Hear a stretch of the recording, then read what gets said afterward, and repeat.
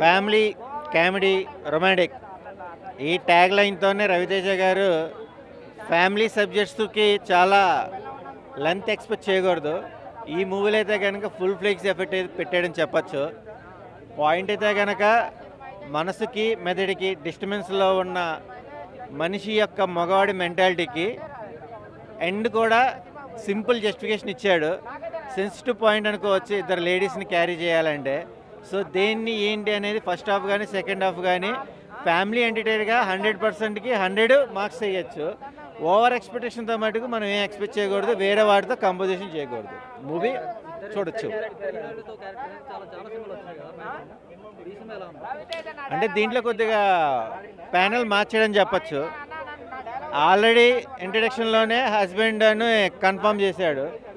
ఒక వర్షన్‌లో ఎందుకు divert అయ్యాడనేది business ప్రకారంగా తీసుకున్న పాయింట్ కూడా ఏంటంటే అది కమర్షియల్ కాదు. జస్ట్ ఒక confusion. So watchable movie. Comedy అంటే అందరి పాత్ర తగ్గట్టుగా ఒక మంచి ఫన్ అయితే ఎక్స్పెక్ట్ చేయొచ్చు. వెన్నెల కిషోర్ గారికైనా, సునీల్ గారికైనా, సత్య గారికైనా వాళ్ళ లెంత్ తగ్గట్టుగా ఎక్కడ డిసప్పాయింట్ చేయలేదు. సో వాచబుల్ మూవీ అంతే.